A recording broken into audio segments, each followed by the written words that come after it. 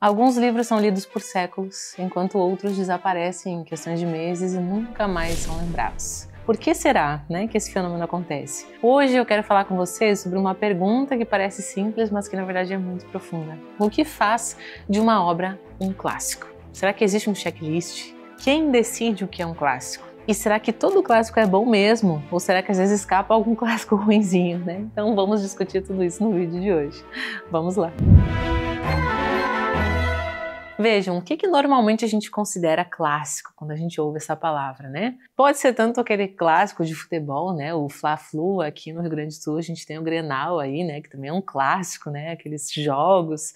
Mas se a gente pensa inclusive na definição do dicionário, a gente vai pensar que o clássico é o livro que todo mundo deveria ler, O clássico é o livro que resiste ao tempo. Ou numa definição bem dicionarizada mesmo, o clássico é um modelo ou uma referência. Ou a gente também pode ter o clássico como uma palavra que se refere propriamente à antiguidade clássica, à antiguidade romana e grega. Quando a gente fala de línguas clássicas, a gente está falando de latim e de grego, primariamente. Então, clássico também é uma palavra versátil que vai trocando em diversas realidades. Pode significar algo que segue uma tradição. O clássico é aquele que tem uma tradição, que a segue e por isso é clássico, pode ser assim também.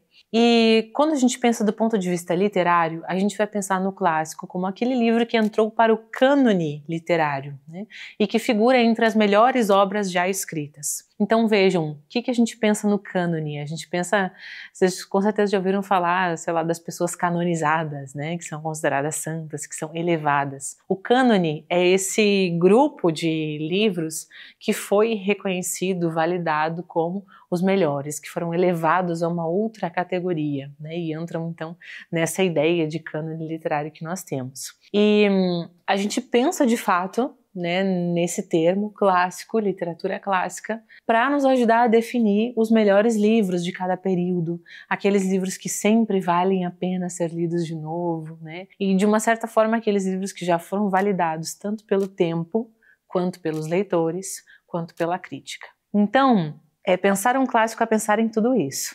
Hoje nós temos tido uma ampla discussão sobre isso, e eu vou trazer um pouquinho aqui para vocês. A gente pode pensar, mas o que tem por trás, dessa decisão? É a fama do livro? É a qualidade literária? É a influência cultural que ele exerceu? Existe uma lista feita pelos críticos super intelectuais que lá de cima da sua cátedra vão dar um canetaço e decidir o que é clássico e o que não é? Então, existe uma série de variáveis que a gente vai conversar um pouquinho hoje. E a gente pode, inclusive, trazer aqui uma citação muito famosa de um livro do Ítalo Calvino, que é o Por que Ler os Clássicos. É um grandíssimo livro, muito bom, muito interessante. E num dado momento lá do livro, ele afirma, que um clássico é um livro que nunca terminou de dizer o que tinha a dizer. E é verdade. O clássico ele é uma fonte inesgotável de leituras, interpretações, releituras. Então, o que caracteriza um clássico, dentre muitas outras coisas, também é a sua capacidade de continuar significando com o passar do tempo, de não ser um clássico que se esgota. De certa forma, acaba sendo uma obra inesgotável. Mas quando a gente pensa nisso, a gente pode cair numa tentação de ser um pouco ingênuo, Porque a gente pensa, existe um checklist? De certa forma, sim. Vou tentar trazer para vocês aqui, elencar uma série de questões que nos ajudam a pensar sobre isso. Mas a gente tem de um lado critérios um pouco mais ingênuos e a gente tem de outro critérios um pouco mais realistas. Então eu posso pensar um pouco ingenuamente, ou talvez não seja ingênuo a palavra exata, mas de uma forma mais idealista. Eu posso pensar que um livro ele se torna um clássico só porque ele resiste ao tempo, porque ele fala de questões universais, porque ele é uma literatura muito elevada, e só por esse motivo, então, ele se torna um clássico. Mas a verdade é que há mais por trás disso, para que um livro não se perca na história. Porque seria muito bom se fosse apenas esse critério, para nos ajudar a manter isso. Mas existem outras coisas que vão influenciar diretamente na permanência de um livro no cânone literário. A gente tem o critério dos críticos literários, dos teóricos da literatura. E a gente tem, inclusive, e é muito importante, o trabalho de quem realiza histórias da literatura. né? Talvez você conheça algumas. Um pensador da literatura vai lá, vai sentar e vai contar uma história da literatura, e dentro dessa história da literatura ele vai contar sobre as escolas literárias, sobre os períodos e sobre obras principais. E os livros que vão entrando nessas histórias literárias, nessas antologias, vão sendo livros que permanecem no cânone, são consagrados e, por consequência, não são esquecidos. Então existe um ponto meio burocrático nesse sentido, né? Daquilo que permanece como clássico a partir dessa visão um pouco mais teórica e burocrática, inclusive, né? Mas é claro que a qualidade do texto é primordial para que ele permaneça, a recepção do texto também, né? O que os próprios leitores da época em que o livro foi escrito e posterior também vão determinar, e tudo isso contribui, todos esses aspectos que são internos do livro, então o livro em si, a construção dele, a qualidade, todos os aspectos internos ao livro, e os aspectos externos ao livro também influenciam. O contexto histórico, a recepção do livro, a forma como a crítica o recebeu, o tratamento que ele recebe pela academia, pelos pensadores da literatura, a forma como o povo, né, os leitores mantêm aquele livro com o passar do tempo, a preservação da memória daquele livro ou daquela história. Tudo isso vai nos ajudar a pensar nessa construção do livro enquanto um clássico. Mas, enfim, dadas as devidas introduções, a gente pode começar a pensar assim, num checklist básico que vai nos ajudar a definir um pouco melhor isso. Então, é óbvio que, como primeiro, a gente vai pensar assim no clássico como aquele livro que sobrevive ao tempo. Por quê? É o livro que foi escrito há décadas ou há séculos e que ainda é lido, que ainda permanece atual de uma certa forma, que ainda faz sentido para aquele leitor contemporâneo que o lê, ou que teve a sua grande importância naquele momento e continua sendo necessário para entender a trajetória da literatura, o seu caminho, a sua construção. Então são vários os motivos que vão fazer com que um livro continue sendo lido apesar do tempo que passa. Quando a gente pensa nisso, na arte em geral, não só na literatura, a gente está pensando sim em obras que são feitas para durar, para permanecer, não em obras que são feitas para serem descartadas. Então é óbvio que quando a gente pensa em cânone e em clássico, a gente pensa assim, em livros que conseguem vencer um pouco essa maldição do tempo, digamos assim. Um outro critério interessante é pensar que o clássico é, de fato, um livro que fala de uma questão que é universal. Embora dentro da teoria da literatura a gente tenha uma série de reflexões sobre o que é universal, né? E, enfim, várias perspectivas que eu não vou entrar aqui com vocês agora, a gente pode sim pensar em questões que, digamos, que são comuns à humanidade. Não importa se a pessoa nasceu num determinado século ou numa determinada região do mundo, eu posso tocar em questões universais, como amor, morte, poder, guerra, solidão, desejo. Então, tratar desses dilemas humanos é uma forma de garantir que o texto seja universal, tenha um caráter de universalidade, converse com qualquer leitor, mesmo que muitas vezes este livro esteja em uma roupagem ou em uma linguagem mais regional. A gente tem inclusive grandes exemplos disso aqui no Brasil. A gente tem o Graciliano Ramos, as suas obras, que são, digamos que uma literatura regionalista, entre aspas, né? Uma categoria assim que a gente poderia dar, mas que ainda assim tratam de questões universais e por isso são lidos inclusive mundialmente. O Guimarães Rosa faz a mesma coisa, o Érico Veríssimo faz a mesma coisa no campo da literatura gaúcha. Então vejam que sim, né, a gente está lidando com dilemas que conseguem conversar com, né, a humanidade de forma geral. E se um leitor, né, é por isso que a gente pode pegar um clássico lá da Rússia e encontrar coisas semelhantes, coisas que nos impactam e nos identificam. Por isso que a gente pode pegar um autor lá do Canadá ou, sei lá, da Etiópia, de onde a gente quiser, e a gente vai sim, se o livro for bom mesmo, se ele for um clássico, a gente vai conseguir tirar dali sim coisas que nos impactam. E é justamente o terceiro ponto, né? Se o livro é capaz de impactar o leitor. A recepção do leitor ela é muito importante, porque, de fato, como o leitor recebeu esse livro? Nenhum escritor escreve para si mesmo. Todo escritor escreve para os seus leitores. E o leitor tem essa chave fundamental de conseguir avaliar e demonstrar, de certa forma, como ele foi impactado por aquela leitura e o que aquele livro é capaz de provocar na visão de mundo individual do leitor e, inclusive, da sociedade, né? Se a gente vai pensar, por exemplo, em livros como Os Miseráveis, que tiveram um grande impacto a nível nacional na França, ou Don Quixote, um grande impacto na Espanha. São livros que são capazes de gerar impactos massivos quando a gente pensa na ideia de nação, mas também livros que são capazes de provocar grandes impactos internos, inclusive os mais próximos de nós. Vamos trazer aqui nomes como Drummond, como a Clarice, né, nossos queridinhos aqui da literatura brasileira, a gente também consegue vislumbrar esse mesmo poder de impacto na leitura a partir dessas obras. Um quarto ponto que a gente pode pensar sobre o clássico é a sua capacidade de renovar a linguagem ou o gênero literário. Então, por mais que a gente tenha os livros, quando a gente estuda um livro, a gente costuma categorizá-los, né? Então, esse livro pertence a tal gênero literário, é um livro que pertence a tal escola literária, tal período, movimento literário, e a gente consegue categorizar minimamente um livro a partir do momento em que ele foi escrito e das características que ele tem. E isso é bom, isso é ótimo, né? Que a gente tenha, digamos que um mapa para observar isso. Por outro lado, a gente também percebe que os grandes textos, eles vão trazer uma contribuição. Não necessariamente de ruptura com as estruturas convencionais, com a tradição, mas o fato de manter a tradição também é uma contribuição, né,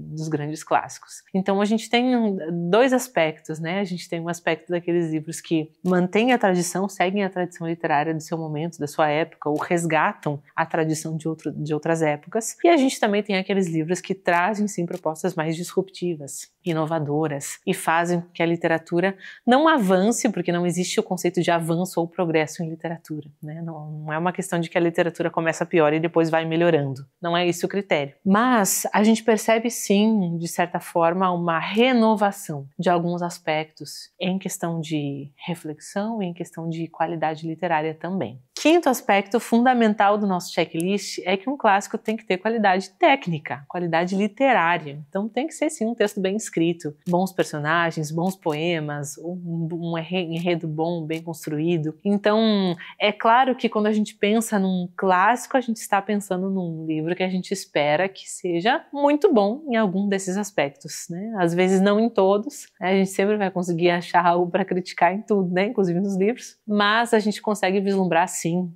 textos que vão ter uma qualidade excepcional. E pensar se esse livro é bom ou não, né? Se esse é um bom livro. O que não exclui a possibilidade de que a gente tente ler um clássico e não goste dele. Vejam, totalmente comum de acontecer, né? Eu vou tentar ler um determinado livro lá, que é um clássico, sei lá, vou tentar ler A Moreninha, que é um clássico brasileiro. Não gostei. Tudo bem, você é livre como leitor para não gostar de um livro, graças a Deus, sendo ele clássico ou não. Mas o critério que vai colocar ele dentro do cânone é outro, né? Pode ser a sua importância histórica, a sua qualidade interna em relação ao texto, enfim, a sua recepção, muitas coisas que a gente está trazendo aqui que vão fazer com que ele seja considerado um clássico, apesar do nosso gosto, apesar da gente gostar ou não. Depois a gente também pode pensar num outro critério, né? É o critério de que se aquele livro ele realmente é relido, reinterpretado, reeditado. Então são aqueles livros que às vezes inclusive voltam, né? Ele ficou esquecido um tempo e de repente os leitores relembram, voltam a lê-lo. Ele volta a figurar como um livro importante, com uma contribuição, um impacto cultural importante. Então é aquele livro que acaba sobrevivendo às mudanças culturais, porque continua sendo questionado, lido, interpretado, ou porque continua questionando. Então a gente está falando de fato de um livro que, como disse o Ítalo Calvino, não se esgota na primeira leitura. Ele, né, continua dizendo aquilo que ele tinha para dizer. Não se esgotou aquilo que ele tinha ali para dizer aos leitores. Outro critério ainda que nos ajuda a pensar no clássico é pensar se ele foi bem recebido pela crítica. Esse critério, digamos que é um pouco mais frágil, né? Porque a gente tem livros que são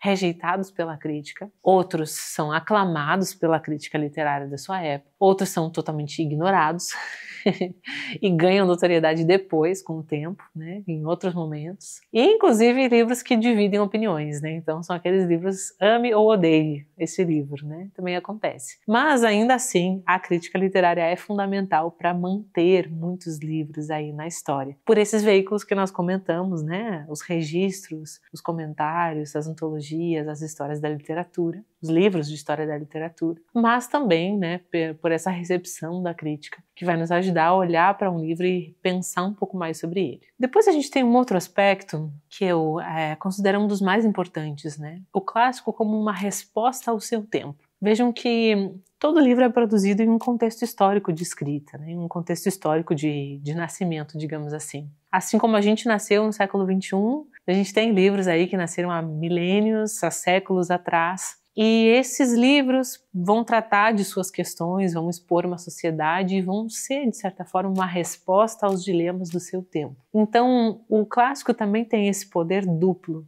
ao mesmo tempo em que ele responde a algum dilema, alguma questão do seu próprio tempo, ele também consegue responder aos nossos próprios dilemas. Ele tem essa capacidade de suspensão do tempo. E isso é um critério também muito importante para pensar se um livro realmente é um clássico ou não, certo? Agora, clássico para quem, né? Quem define tudo isso? Vejam que, além desses critérios que nós mencionamos aqui, a gente tem uma série de questões que vão tornar esse caminho de definição do que é um clássico bastante complexo. Então essa é uma questão realmente muito complexa que vai fazer com que nós tenhamos livros que são injustamente ignorados, né, que são injustamente incluídos ou excluídos, seja por questões históricas, políticas, ideológicas. Então pensar no cânone também é complexo. No fim, né, existe uma questão aqui delicada de poder e permanência na arte. Mas essas questões todas não fazem com que o cânone seja um motivo de desprezo, que muitas vezes acontece também, né? A pessoa pensa, classifica o cânone literário como elitista ou algo assim e despreza, né? E, enfim, não quer mais saber de nada daquilo que foi consagrado até hoje como clássico, quer repensar todo o cânone. Isso é um movimento que tem acontecido bastante nas últimas décadas, ao redor do mundo todo. Mas todas essas questões que permeiam a história, né, essa trajetória do cânone literário, na verdade, elas são muito mais um enriquecimento da gente pensar o que a sociedade já foi até agora e de também ampliar esse cânone, né? Então, a gente sempre tem espaço para ampliar e trazer outras obras sem destruir aquilo que já foi consolidado. Nós não precisamos rejeitar a tradição para incorporar também outras obras que merecem ser lidas, né, e valorizadas no seu devido valor, seu devido aspecto. Então a gente sempre vai pensar no cânone como essa ideia de algo que pode ser expandido, mas não apagado. Porque se a gente apaga, se a gente resolve tirar do cânone aquilo que já está ali, né, por diversas questões que podem motivar isso, a gente vai estar, na verdade, perdendo a nossa tradição mantida até aqui e perdendo uma das bases para que as próximas gerações possam seguir se expressando por meio da arte literária. Então, de fato, o caminho nunca é excluir necessariamente, mas sim incluir e ampliar.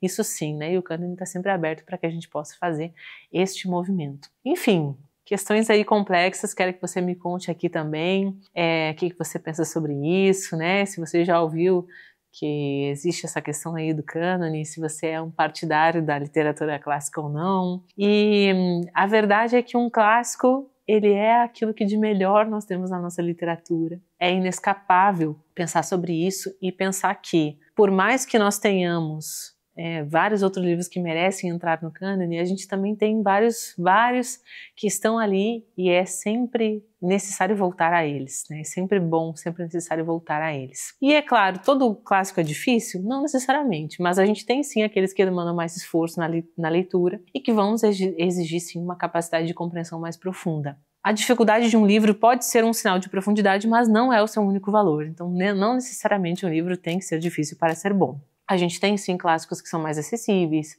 outros que são mais complexos. O mundo ideal é que todos nós fôssemos ensinados e capacitados para ler qualquer um deles. Isso é o mundo ideal. Que todos nós fôssemos capazes disso. Não é a nossa realidade, né? A nossa realidade é que muitas vezes, por uma defasagem educacional, nem todo mundo consegue acompanhar todas essas leituras. Mas ainda assim a gente tem clássicos mais acessíveis que podem ser uma ótima porta de entrada para conseguir aproveitar esse mundo do cânone literário. Então, para terminar, né? Resumindo, existe um checklist? Sim! Existem alguns critérios que, claro, são totalmente afetados pela história, pela subjetividade, por diversas questões aqui que nós entramos, então não são critérios matemáticos. Mas o clássico segue sendo aquele livro que atravessa o tempo, que de certa forma atravessa os leitores, né? Que impacta os leitores e que é aquilo que de melhor nós produzimos até hoje. São de certa forma um caminho seguro para que a gente tenha bons livros em mãos. Não que a gente tenha que ficar sempre neles, mas é muito bom que a gente tenha esse contato para ter um parâmetro, para saber aquilo que de melhor já foi produzido e a partir disso poder continuar produzindo literatura a partir desses critérios, a partir dessa régua, digamos assim, dessa base, né, de qualidade literária que nós tivemos até hoje. E é isso, no fim, um clássico pode ser amado ou pode ser odiado, mas ignorado jamais. E para você aí, eu quero que você me conte aqui embaixo qual clássico mais te marcou, o que você pensa sobre isso, conta nos comentários, te inscreve no canal, deixa o teu like aí no vídeo também e a gente se vê nas próximas discussões aqui no canal. Até lá!